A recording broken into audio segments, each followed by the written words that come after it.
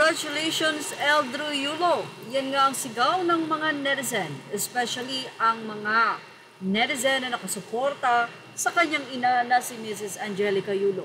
Hindi naman kasi lingid sa marami na nagkaroon ng issue si Carlos at ang ina na si Angelica Yulo, na kung saan ay marami ang kumampi kay Mrs. Angelica. At nito nga lamang, napakagandang balita dahil nagbubunyi ang Pilipinas matapos ngang masungkit ni Eldro Yulo ang 4 na gold medal sa kanyang paglaban sa Bangkok, Thailand. Yes, hindi lang nga daw isa, hindi lang 2, hindi 3, kundi 4 na gold medal ang iuuwi nitong si Eldro Yulo sa kanyang mga magulang. Congrats, Eldro Yulo! Hindi lang isa, hindi 2, kundi 4 na gintunang na panalunan ni Eldro sa laban nito sa Bangkok, Thailand.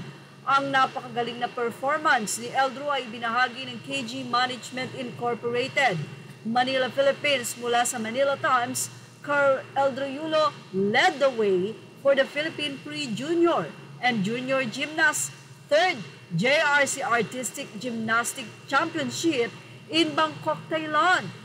Total of 4 gold medals in the 3-day tilt, which ended on Sunday.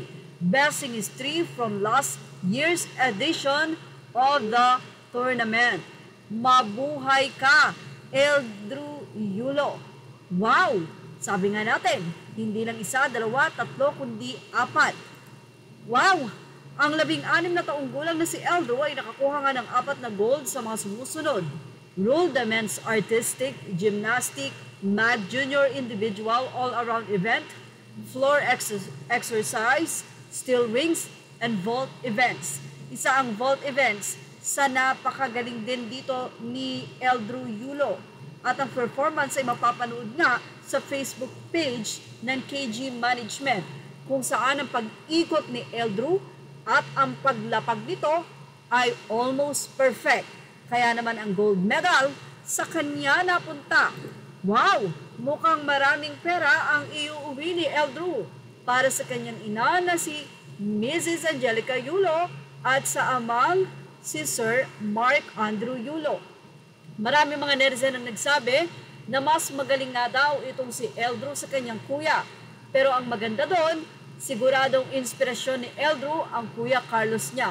Sa ngayon, hinaantay ng mga netizen, ano nga daw kaya ang masisay ng Kuya Carlos ni Eldro sa kanya? Matapos itong magsalita na mag-ensayo daw itong si Eldro dahil alam niya na magkaiba daw sila ng landas na tatahakin. Say ng mga netizen, yes, magkaiba dahil mukhang ang kapatid mo ang tutupad ng pangarap ng iyong mga magulang. At yan ang ating showbiz snap update. Images are all credit to the rightful owners. Thank you for watching Showbiz Now. Please like, share, and subscribe.